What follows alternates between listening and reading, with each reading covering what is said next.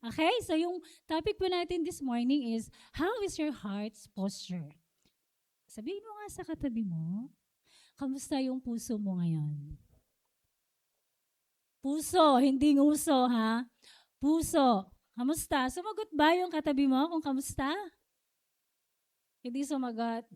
So, the good thing about that is kailangan nating malaman kung ano yung postures ng puso natin, no? Kaya naman, may ni-remind sa atin, in the book of Proverbs, ang sabi po, Proverbs 4:23, above all else, guard your heart. Ano daw yung i-guard? Heart. Because everything you do flows from it. So, lahat daw ng ating gagawin, nagsisimula puso. Alam nyo, yung paggagawa ng ganyan, kung hindi in love si Pastor Roger kay Lord, hindi niya gagawin yan. Di ba? Sipin nyo, medyo tricky yung ginawa niya, pero nagawa niya yun. Bakit? Maayos ang kanyang puso. Tama ba? So, napakaganda po na maayos yung puso natin para makapag-fulfill tayo sa gustong gawin ni Lord sa buhay natin. Bago po i-announce ko na po yung meron tayong simbang gabi na gagawin ngayong December 15.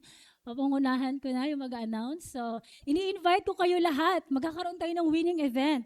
Invite natin yung ating mga kapitbahay, yung ating mga kamag-anak. Tapos po, balita ko, meron mga Michelin chef na pupunta dito. Grabe, ibang level yung ating simbang gabi. Meron pong mga banquet. Lahat ng mga favorite yung pagkain nandun. Kagaya ng lugaw. Ay, ba't sinabi ko na yun? Champurado. Yung mga ganon. Di ba na totoo yan? Ini-invite ko po kayo this December 15. Mag-start po yung ating simbang gabi. And that's the time, na yung ating mga kaibigan, ating mga kaaway dati, kaibiganin mo na, Pasko naman na magpapasko na, ano? At yung mga kapitbahay, amen. Pero bago niyan, alam nyo, ang hirap mag-invite kapag yung puso natin hindi maayos. And then, yung pinaka-goal natin ngayon kasi is how to preserve the harvest or paano natin sila pangalagaan. Parang ang hirap nun kapag hindi maayos yung heart natin, di ba? So, this morning, yan yung pag-aaralan natin. Kasi ang sabi po, right heart posture produce right action. Di ba kapag in love tayo, may mga bagay na dati hindi mo naman nagagawa pero nagagawa mo kasi in love ka. Meron akong kaibigan dati, sabi niya sa akin, alam mo, hindi talaga ako mahilig magkape. Tapos, gusto kitang kasama Napapakape na tuloy ako. Di ba minsan, may mga ginagawa tayo para lang ma-please natin yung asawa natin, boyfriend, kaibigan. Ginagawa natin yung mga bagay na hindi mo naman kaya, ginagawa mo na just to please that people. Right? So parang ganyan din yung sa gagawin natin ngayong harvest, ano? Paano nga ba natin pangalagaan yung ma-invite natin? Paano sila babalik ulit dito? Paano sila magsistay dito? Paano nga naman kaya, ano? Hindi, marami kasi sa atin dito nagsistay, hindi naman dahil sa merong pandesal pag every morning, di ba? Hindi yon. Alam ko hindi yon. Hindi yon, di ba? Hindi. So, nagpunta tayo dito kasi meron tayong maayos na, ang ating posture ng ating mga puso maayos. So, malaking tulong talaga na during sa ating harvest, maayos yung ating mga puso. So, tanungin natin, what is preservation? Ano nga ba yung preservation? Ano nga bang ibig sabihin ng preservation? So, ang preservation po is protecting, sustaining, and maintaining something so it remains healthy, strong, and lasting. Huwag mong tignan yung katabi mo. Healthy. Healthy, okay? Healthy. Strong and lasting. So, paano daw natin, yan daw po yung ibig sabihin ng preservation. Long lasting. Long lasting siya, no? So, yan po ang ibig sabihin, ano? Paano natin sila i-preserve during this harvest?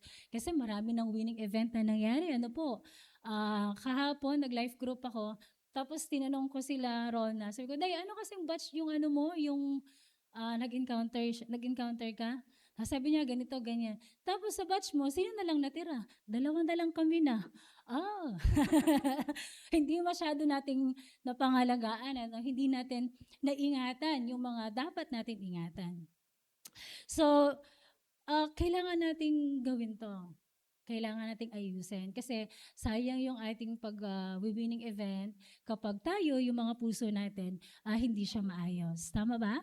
Sige po, samahan niyo po ako in the book of John 21, 1 hanggang 19. Wala po akong nilagay dyan kasi para po magbasa kayo ng Bible niyo. Okay? Meron po bang Bible lahat dito? May cellphone po ba lahat? May cellphone. May Bible po ba lahat? Ayun, meron pala. Sabay-sabay nating basahin. Wala akong nilagay dyan para magbasa tayo.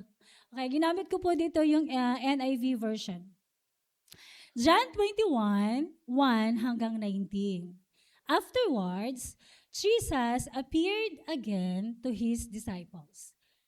From the word appeared, ibig sabihin, nagpakita na sa kanila si Jesus dati. So, appeared again. Nagpakitang muli, by the Sea of Tiberias. Sa other term po ng Tiberias, ito po ay in the city of Galilee. So, yung lugar kung saan nagpakitang muli si Jesus, sa lugar ng, ano kasi lugar? Galilee. By the Sea of Tiberias. It happened this way. Simon Peter, Thomas, called Didymus, Nathanael from Cana in Galilee, the sons of Zebedee, and 2 other disciples were together. Sabi ni Peter, I'm going out to fish. Simon Peter told them, and they said, we'll go with you. So they went out and got in the boat, but that night they caught nothing. Ilan yung disciples na nandito? Dito, sa binasa natin. 7. Simon Peter, Thomas, Nathanael, Cana in Galilee, and then sons of Zebedee, si John and si James, and 2 other disciples na hindi pinangalanan. So when I study the Bible, sabi ko, nasaan kaya yung ibang disciples? Bakit yung 7 lang, yung nandun at imimit nila si Jesus doon sa Galilee? So kung balik ho tayo ng konti, meron po dito sa Matthew 28:10, nung after nito ng resurrection ni Jesus, nung nabuhay ng muli ang ating Panginoon, unang siyang nagpakita kay Mary sa babae. Tapos may sinabi siya, then Jesus said to them, do not be afraid, go and tell my brothers to go to Galilee, and they will see me. So maaring sabihin natin dito, ay bakit kaya bumalik yung 7 disciples sa pangingisda?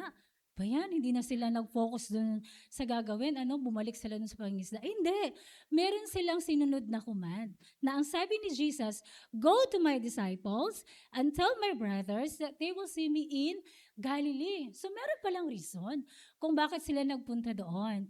Meron silang meet up. Merong meet up kay Jesus, So, ilan sila? 7. Tama po, 7.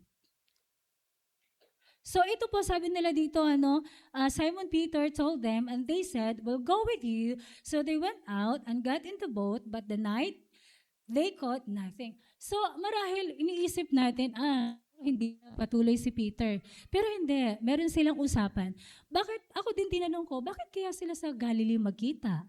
Ba't hindi na lang sa ibang lugar? Bakit hindi na lang marami namang lugar doon sa kung saan yung area na to? Bakit kaya sa Galilee? Anong meron doon sa Galilee? So itong si Peter, siguro as human, sabi niya, nagugutom na ako. Sabi niya, mangisda muna kaya tayo. So sinama niya yung 6 na disciples. So nangisda silang ganyan. Tapos, wala silang huli. Ang sabi dito sa verse 4. So they went out and got in the boat, but that night they caught nothing. So by the way po, itong book na ito, itong Book of John, yung pinaka-summarize po nito, sinulat ito ni Apostles John. Yung pinaka-summarize po niya is to know the believers that Jesus is the Son of God, and then the resurrection of Jesus, the testimony of life, Tapos, itong pinakasummary niya, para mas maunawaan natin at mas maintindihan natin, ang Diyos ay totoong buhay. Jesus is true. He is the Son of God. Ano? So, yun yung pinaka-reason niya. So, proceed ho tayo.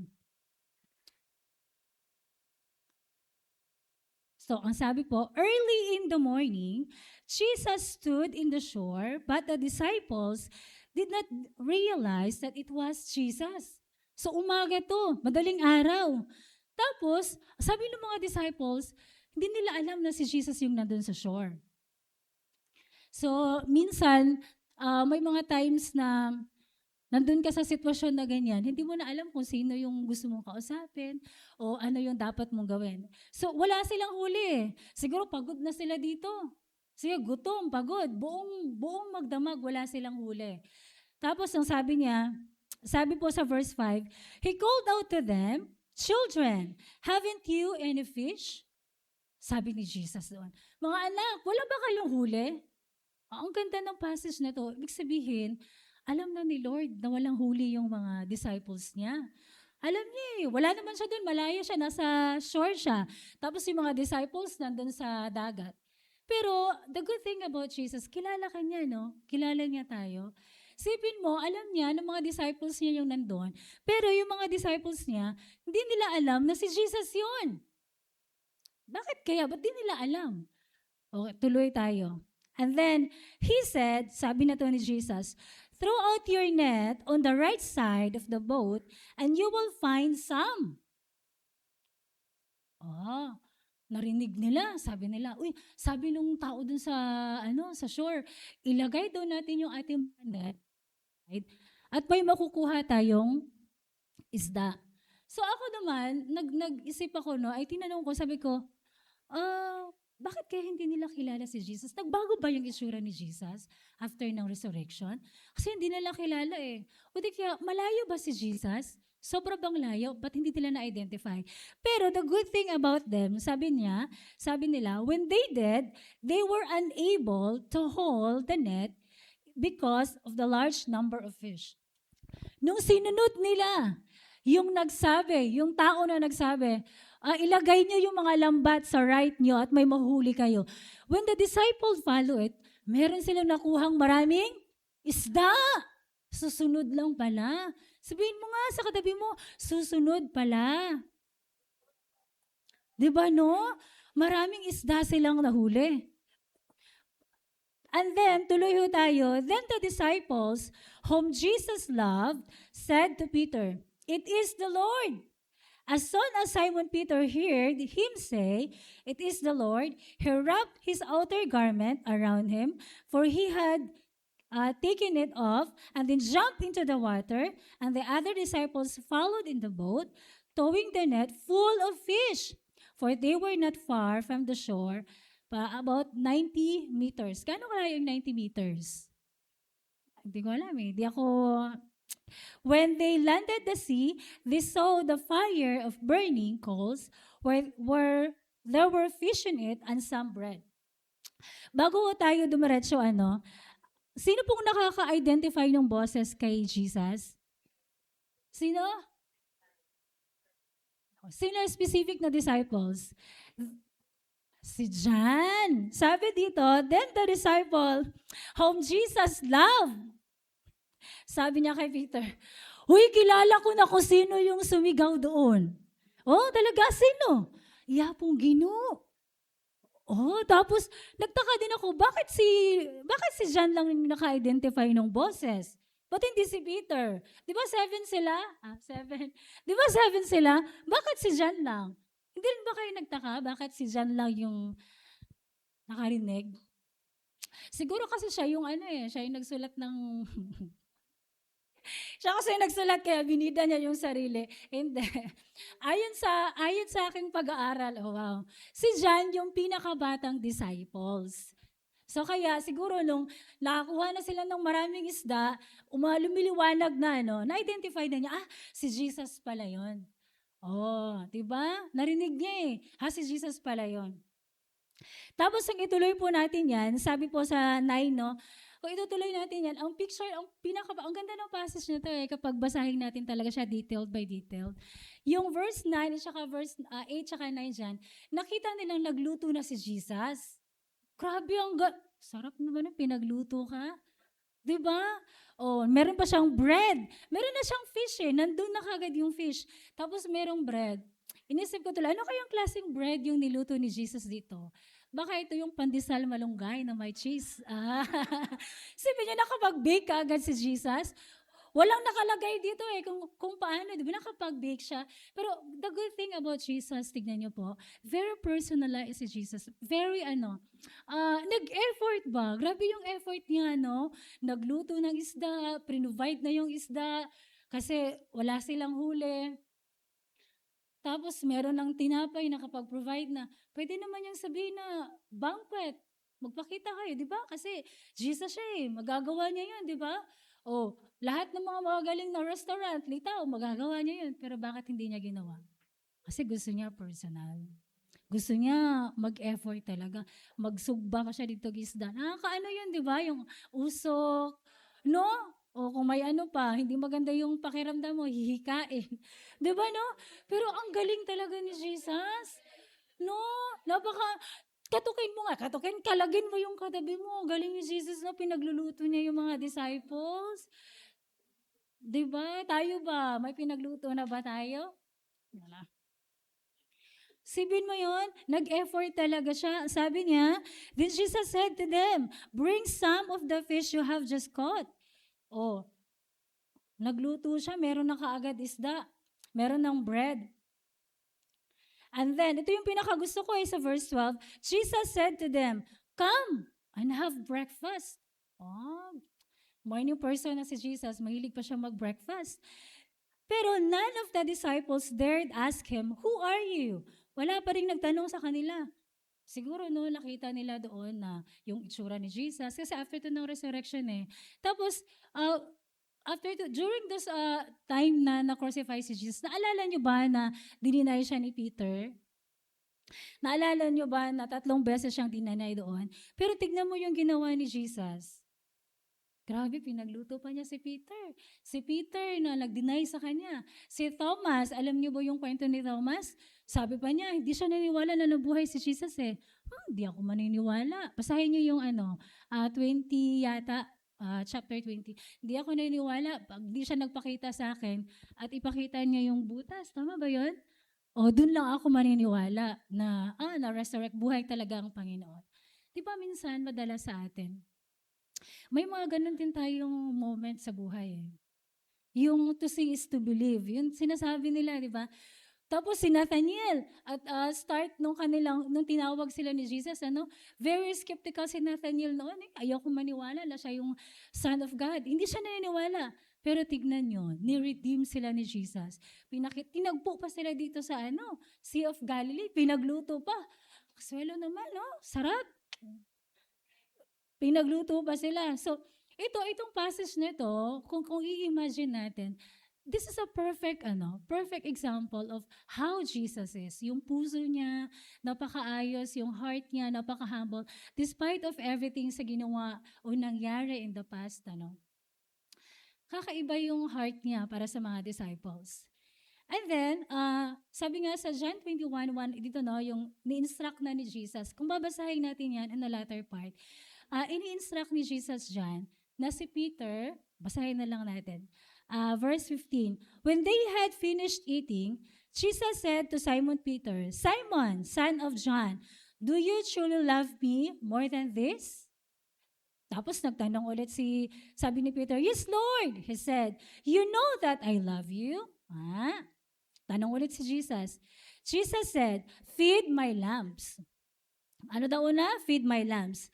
Again, Jesus said, Simon, son of John, do you truly love me? Sagot ni Peter, yes, Lord. You know that I love you. And then Jesus said, take care of my sheep. And then the third time he said, Simon, son of John, do you love me? Peter was hurt. Siya, ano ba naman yan, Lord? Alam mo na mahal kita, ulit-ulit na lang. Diba? Minsan nakakaramdam din lalo na sa mga life leaders, ayan, pa yan, hindi na nga ako nire-reply yan eh. Message ko pa ba? Ba yan, hindi na ako sinisipot, pupuntahan ko pa ba?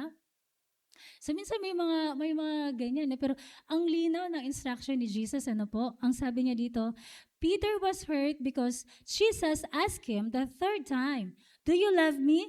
And he said, "Lord, you know all things. You know that I love you." And then Jesus said, "Feed my sheep. I tell you the truth, when you were younger, your trust and when you were wanted, but then you are old, you will stretch out your hands." Yung pinaka-last verse yan, ang sabi niya, "Follow me."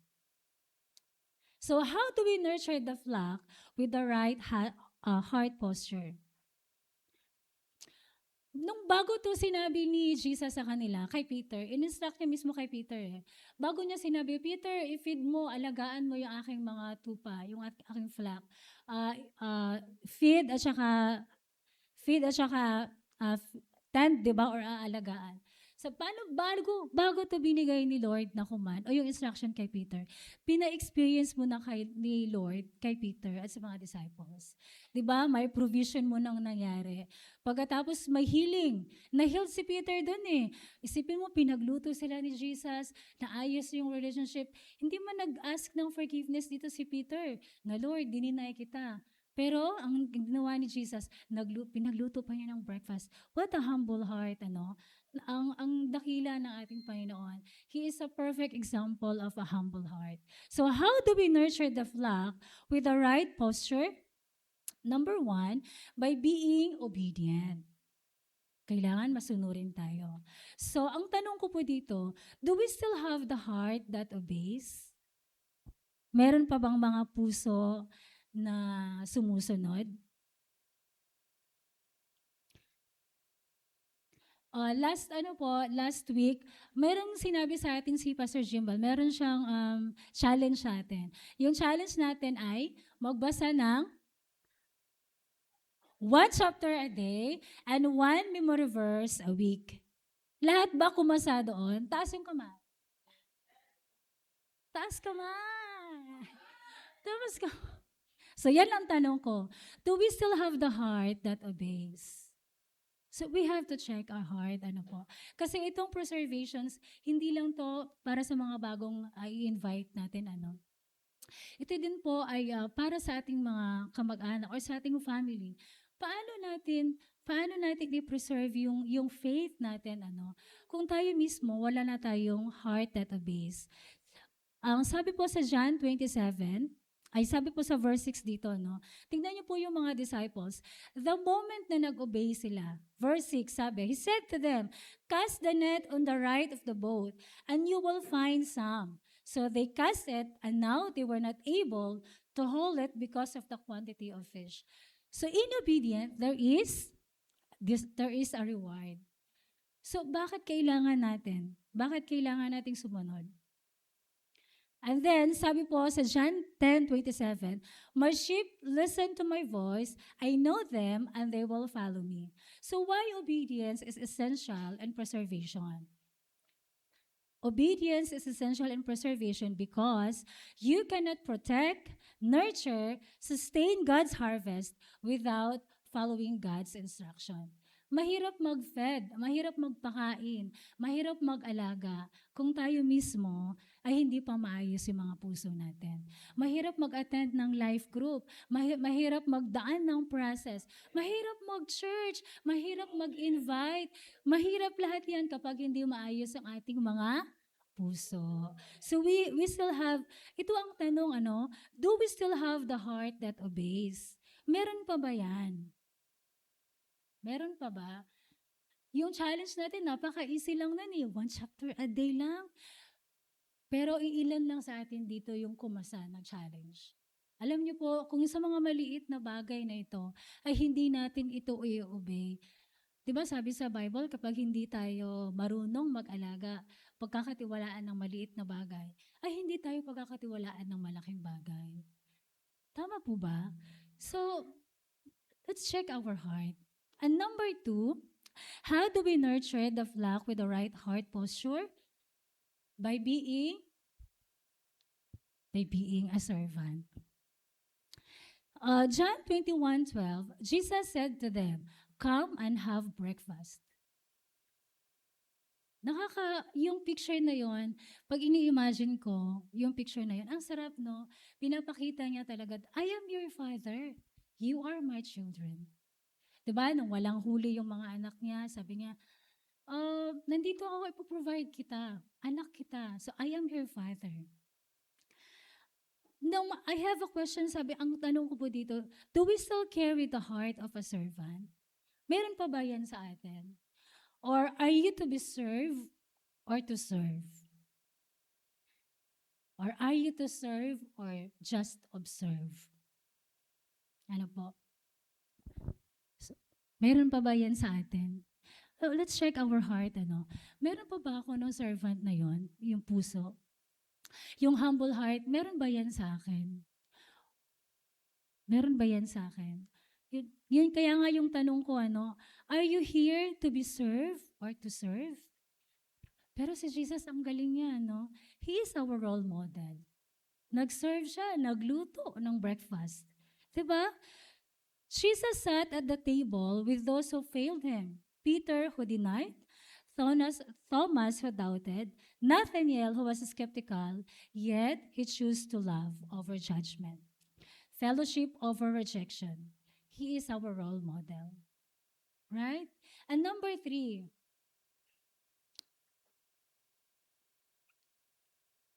how do we nurture the flock with the right heart posture?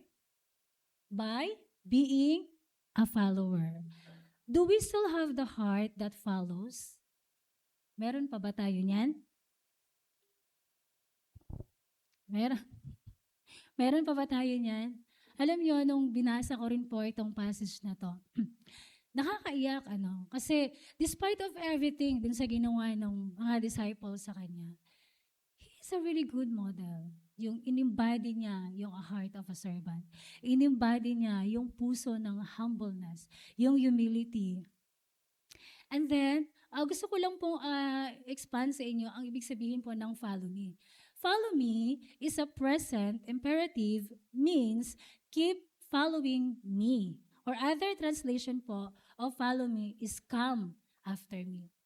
Kung babasahin naman natin siya sa Matthew 16:24, then Jesus told the disciples, if anyone come after me, he must deny himself and take up his cross daily. Ang hirap, no? Yung denying yourself daily. Ang hirap yung ini-invite tayo ng life group. Ay, sayang yung oras ko. Pero isang oras lang naman. Minsan nga, hindi eh. Diba? Or kapag naman ini-encourage ka ni, yun nga, ang ganda nun, yung challenge natin nung last Sunday, 1 chapter a day, 1 memory verse a week. Pero, iilan lang yung nakita kong kumasa. Diba po? Pero kapag nag-scroll up, down tayo, minsan, yung teleserye, ano pa ba ngayon? Yung K-drama, no? Mas excited ka pa dun sa, huy, anong episode ka na? Ha? Lahat ng mga episode, mga K-drama na title, alam mo eh. Ganyan din naman ako dati. Di ba? Lahat ng movie, Avengers 1, 2, and 3, napanood ko yun eh. Pero wala namang nagbago sa buhay ko, ganun pa rin. Walang growth na napupunta sa iyo. Hindi na preserve yung authenticity ba? Yung hindi ka lumakad na parang Christ-likeness. Yung follow me, parang Christ-likeness yan eh. Kung makikita ba ng mga kapitbahay mo, alam nyo, hindi na mahirap mag-invite, hindi na mahirap mag-win kapag makita ng ating mga kapitbahay, kaibigan, yung Christ-likeness natin. Kasi it will start from us. Mahirap magpakain kung ikaw busog, kung ikaw gutom. Diba, ang hirap nun? Paano pa kainin yung anak mo kung ikaw din nagugutom ka? Ang hirap nun. So tayo mismo, kailangan mag-umpisa sa atin. Mag-start sa atin, ano?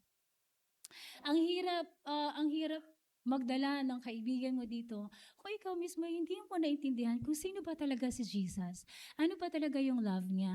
Kung wala tayong puso na masunurin, kung wala tayong puso na servant heart, kung wala tayong puso na nagfo-follow sa Kanya, napakahirap po nun.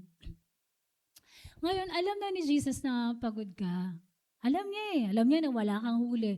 Siguro maraming excuses sa atin. Ako din naman, ganyan din ako dati. Yung mga excuses sa atin na, sayang kasi kung magla-life group ako, 1 oras yun, ilaan ko na lang sa aking business. O di kaya, sayang yung K-drama na papanoorin ko, mapuputol eh. Pag mag-ano ako, pupunta ako sa process. Yung encounter kasi, 3 araw yun. Sayang yung mga mako-close deal ko doon. Ang dami nating excuses. At some point, yung excuses natin, hindi naman talaga totoo. Wala na lang talaga yung mga puso natin. Wala na yung heart posture natin. At nakakalungkot, kasi kapag yung bagay na yan, kapag yung love mo kay Jesus, hindi ganun ka sold out, kahit 10 magagaling pa na speaker yung mag invite sa atin na, mag 1 chapter a day tayo, mag 1 verse a day tayo. Hindi talaga. Hindi. Kasi magsa-start yan sa puso natin. Sa Bisaya, sa kasing-kasing. Diba? Mag-start yan siya. So, totoo ba na mahirap? Mahirap mag-obey? Mahirap kasi ang obedience kasi parang command yun eh. Kapag hindi mo gusto yung command ka, parang dito kay Jesus, imagine niyo, si Jesus hindi naman siya fisherman eh. Carpenter siya, di ba, nung lumaki. Tapos nagbigay siya ng advice, ilagay niyo yung net niyo sa right. Kung magaling ka na fisherman, sasabihin mo, ba't mamiyayang advice ini? Bibigyan siya ng advice, hindi naman niya alam kung paano mangisda. Minsan ganun tayo, no? Ba't kailangan ko sumunod sa life leader ko? Ba't kailangan ko sumunod sa sinasabi ni pastor? Or ba't kailangan ko sumunod sa word of God? Diba? Minsan, okay na ako. Kaya ko na yung sarili ko. Agyo ko na ini. Kaya ko na to. Hindi ko na kailangan. Hindi ko na kailangan si Jesus. Maraming beses ganyan din naman tayo. Ganyan din po ako personally. Pero hindi eh. We need Jesus in our heart. And He is just there, waiting for you. Ang tagal niya naghintay para sa'yo. Nag-iintay na yung breakfast mo. Ikaw na lang talaga ang kulang. Nag-aantay na yung isda, yung bread. Ikaw na lang talaga ang kulang. He knows that you are tired. Maring yan yung mga reasons natin, na kasi gagawin ko to, gagawin ko siya, gagawin ko yan. Kaya hindi natin nagagawa yung mga bagay na dapat sa atin. Tignan niyo po ang blessing na galing kay Jesus, ang ganda, hindi masisira yung net mo. Alam niyo kung babasahin mo yan, meron silang nahuli ng 153 na isda, malalaking isda. Pero hindi nabutas yung net. Siguro nagbayad sila ng internet doon. Kidding aside, Pero ito po isipin niyo kapag yung blessings at kapag ipaubaya mo kay Lord, yung net mo, i-let go mo yung business mo sa Kanya. Hayaan mo siya, andin sumunod tayo, hindi masisira. Hindi masisira. Long lasting. Gusto niyo ba yung long lasting? Ako gusto ko yung long lasting, pang matagalan. Diba? Huwag na nating ipilit na kaya natin yung sarili natin. Hindi talaga. We need a Savior. We need a Jesus. Right? Kaya lang hindi yan mawawala. Hindi mag-go through yan kapag yung puso natin hindi willing. Kaya diba, ang sabi po sa John 10, yung preach ni Pastor Dong last Wednesday, abide in me and I will abide in you. Hindi na mimilit si Jesus eh. Gusto niya ikaw yung pumunta. Ikaw yung lumapit. Amen? Amen? Maaring gusto mo naman talagang mag-disciples, kaya lang nahihiya ka na. O maaring leader ka dati, tapos na-stop ka. Diba yung word ni Pastor last Sunday, yung adrift, yung konting iwas lang hanggang sa tuloy-tuloy nang nawala. Maaring gusto mo naman talaga. Kaya lang nahihiya ka na. Kasi, ayoko na, parang baka ganito, baka ganyan. Or komportable ka na sa sitwasyon mo. Gusto mong mabaging kagaya kay Peter. Nung nalaman niya, si Jesus yan, tumalon siya kaagad. Gusto niyang makita kaagad, pumunta siya kaagad. Or gusto mo ba yung dun sa mga disciples na nandun lang, nagstay lang dun sa comfort zone nila. Alam niyo, we're living in the last days. Malapit na. Malapit na yung banquet. Ika nga. Nano pawaring gawan tamo? Diba? Ano pa ba yung gagawin natin? Ano pa ba yung hinihintay mo? Magbabasa lang naman ng 1 chapter a day, na ano pawaring gawan mo? 5 minutes lang naman yan. 10 minutes lang naman yan. Mahirap ba yon? Mahirap kapag yung puso natin hindi maayos. At kapag yung puso natin, hindi natin isurrender kay Lord yan, hindi niya kayang ayusin. Kailangan manggagaling sa'yo. You have to surrender. We have to surrender. When I was a kid, I was diagnosed leukemia. I was like 12 years old yata. Pero si Lord, hindi pa man niya ako in-instruct na feed my lamb, ha? Hindi. Pinagaling na niya kagad ako. Wala pa man akong promise sa kanya. Maaring ikaw, sa atin sa sitwasyon natin ngayon, meron siya sa heart mo, meron kang hinihingi kay Lord. Minsan, in-answer niya, wala pa man eh. Pero hindi natin masyadong napansin ito. Bakit? Dahil hindi pa maayos ang ating mga puso. Maraming beses din naman ako nag-adrift. I chase a lot of things. Ang dami kong boses na pinakinggan eh. Kasi akala ko it will satisfy me. Nakuha ko pa pumunta sa Canada just to satisfy that earthly things. Pero alam nyo, hindi siya nag-progress. Hindi naging ganun kasaya. Kasi iba yung presence iba yung satisfaction, iba yung fullness of joy sa presence ni Lord. Kaya sabi ni David, di ba? Sabi ni David, in your presence, there is fullness of joy. Ang totoong kaligayahan. But there's nothing wrong, ha? Di ko sinabing, wag na tayong magtrabaho kasi doon na lang, wala naman yun. Si Lord mas maganda. Alam niyo kapag isama natin si Lord sa business natin, sa relationship natin, sa ating trabaho, mas magiging maganda mas progress. When I started, submit talaga kay Lord lahat, sinurrender ko sa Kanya lahat. Alam mo yung ultimo yung mga maliliit na bagay. For example, kagaya kahapon, Lord, sabi ko, pupunta ako sa Magalang, magsasubmit kami ng documents ng client ko. Sabi ko, ang layo, 1 oras, pero kailangan kong gawin. Tapos, Lord, meron pa akong kailangan gawin sa final ko. Tapos, mag-word pa ako sa Sunday. Ang dami, kinakausap ko si Lord. Ganon din po ba kayo? Kinakausap nyo on a daily basis, no? Minsan nga sinasabi ni Tasha, ma, okay ka lang? Oo, okay lang. May kinakausap ko yung best friend ko na. So along the way, sabi ko, Lord, ang loaded, no? Grabe, ang dami kong ganap sa buhay. Tapos, pagdating ko doon, 1 oras kami, tapos lahat ng alam mo yung binigay sa akin ni Lord? Nung nagbukas ako ng pintuan, merong nagtanong kasi, sabi ko, kailangan niyo po ba ng loan talk? Ay, hindi ma'am, magtatanong lang ho kami kung regarding sa bahay, ganito, ganyan. Ay, sige, meron na po ba kayong kausap? Wala pa po. In-assist ko sila. Bisaya yung lalaki. Nag-usap kami lahat doon. Ayun, nag-message sa akin, on Monday, magre-reserve sila. Sabi ko, ay, Lord, okay na. Sunod na ako.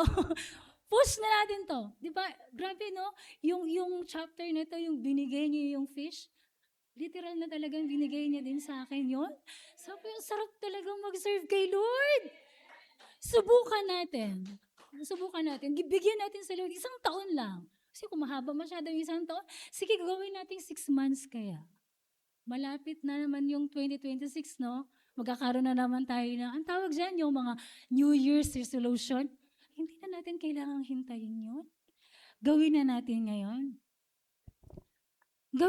ngayon. Diba? Ayusin na natin yung heart postures natin. Alam niyo, yung buhay maiksi lang. Sobrang ikse, na hindi natin malaman kung hanggang kailan na lang talaga tayo. And the legacy na kaya nating iwanan is yung maayos yung mga puso natin upon the Lord. Alam naman niya na pagod ka na naantay ka lang niya. Maaring worried ka sa business mo, kaya ayaw mong mag-commit fully, ayaw mong pumunta sa dapat life group na pupuntahan. Or dati kang nagla-life group pero natatakot ka. Kasi na-reject ka na. Di kaya may mga life member ka na hindi naman sumunod sa'yo, natatakot ka. But this is the right time. Kailangan natin gawin. Yung sabi ni Jesus kay Peter, feed my lamb, tend my sheep, and feed my sheep. Sino pa bang gagawa niya? Diba? Yun yung command niya para sa atin. So this morning, gusto ko lang pong tumayo yung ating mga life guide. Tayo lang po kayo. Life guide. Tayo lang po kayo. Yan. Gusto ko lang pong tumayo yung mga life guide. Sige po. Tumayo po kayo. Mga life guide po. Patrick, tayo ka. Yan, life guide. Tayo lang kayo. So, yan po yung mga life guide natin. Tignan niyo po sila.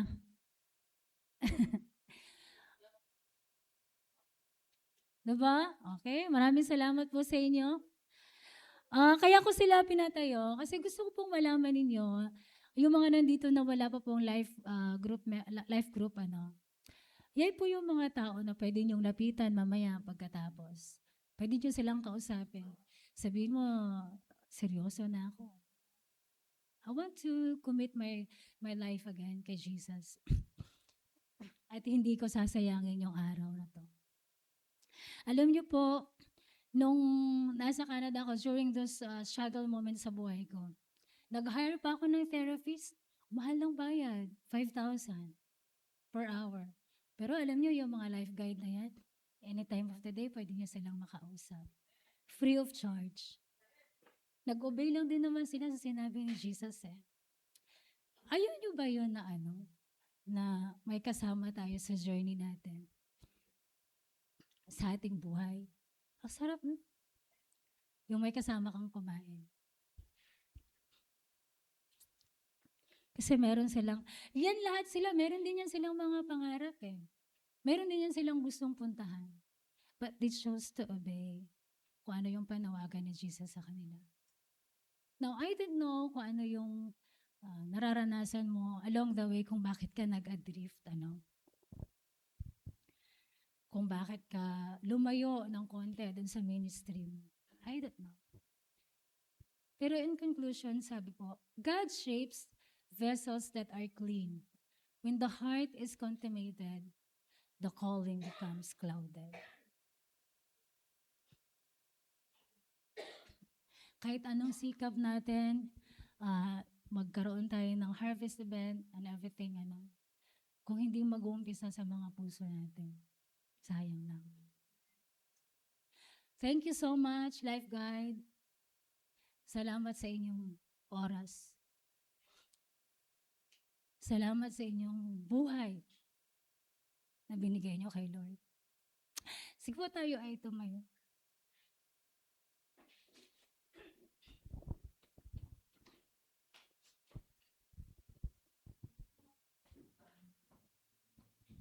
Dati hindi ko masyadong naintindihan yon. Kasi sa amin magkakapatid, hindi kaagad ako sumunod sa calling ni Lord. Ang tagal. It takes time for me. Pero alam niyo, lahat. Sabi ko, may din pala. Kapag nandun ka sa sagana, minsan hindi mo na maririnig yung boses ni Lord. Kasi ibang boses na yung pakikinggan mo. And I admit, sobra. Alam nyo, years ago, maayos yung finances ko. Totally. But it won't satisfy. Merong kulang sa puso mo. Meron bang hinahanap ka na hindi nakakapag-satisfy sa'yo.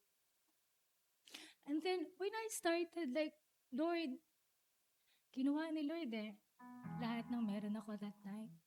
Maybe it's just a lesson for me. At hindi ako nagalit. Sabi ko, sige. Ang hirap mag-start over again. So, nung pumunta ako sa Canada, I tried to satisfy those hunger, yung emptiness ko. Kaya baka pwede doon. Baka makahanap ako ng green pastures, Wala akong nahanap na green pastures, Babalik ka rin pala sa presensya ni Lord. And when I give in, talagang I fully surrender. I submit. Sabi ko, Lord, I want to live a life with you. Kasi sayang naman yung mga buhay natin kung hindi natin bibigay lahat. Diba? So, nung binigay ko kay Lord lahat, is prayer ko kasi Alam ko maraming may alam sa inyo po na hindi ako kumakain ng meat, 'di ba? Nagtaka sila nung pag-uwi ko, "Vegetarian ka na?" Hindi naman. Meron lang akong commitment kay Lord. So yung prayer ko sa Kanya, nung tinanggal ko yung meat, sabi ko, Lord, restore my identity. Kagaya nyo, ganyan din ako. Maraming beses ko rin narinig yung mga ganitong word Yung commit, obey, follow, submit, surrender. Parang lalabas lang siya sa kabilang side. Tapos, hindi naman, okay lang, ganyan, ganyan. Ang hirap kapag hindi mo kasama si Lord sa bangka mo. Hindi ka talaga magsasatisfy. Ang hirap. Ngayon, unti-unti, binabalik ni Lord yung restoration of my identity. Tapos, nag-humirit pa ako sa Kanya, Lord, okay lang po kung pasama na rin yung finances ko. Kasi nung umuwi ako galing sa Canada, I don't have nothing. Like, I started from scratch. Negative pa nga Pero, that's life, I mean. But the good thing is when I submit fully and I realize how important yung puso natin. Yung puso talaga, it starts from our heart. Alam nyo, kahit magsisigawan pa yung mga pastors na nandito, kung hindi maayos yung puso natin, it's just not. Hingihin natin kay Lord yung puso. Yung pusong marunong sumunod. Yung a heart of a servant and a heart that follows. Alam ko lahat dumanas ng failure, maaring life group leader ka, ang sigasig mo dati sa ministry, tapos may dumating na challenge sa buhay mo. Maaring nawala din yung finances mo kagaya ko. Maaring yung identity mo nawala din or something. Ngayon takot ka nang mag-commit. Ayaw mo na, nagtampo ka na kay Lord. Pero the good thing about our Jesus is, nandyan lang siya. Willing, waiting for you. Now, kung gusto mo, if you have a heart that you want to surrender fully kay Lord, I think this is the right time. Huwag na nating hintayin yung 2026. Pwede naman nating simulan ngayon. Diba? Kung convicted ka din sa word na nandito ngayon, kung nasa heart mo ngayon ang bumalik ulit sa ministry, why not? Hindi pa huli ang lahat. Ngayon, kung nasa puso mo, gusto mo na talagang sumunod sa life group leader mo, bumalik ulit sa pagbabasa ng kanyang salita. Why not? Ano pa bang gagawin natin? Ang iksi ng buhay. Sobrang iksi ng buhay. Sinong gusto nitong mag-surrender? At i-renew natin yung relationship natin kay Lord. Magpabago tayo sa Kanya.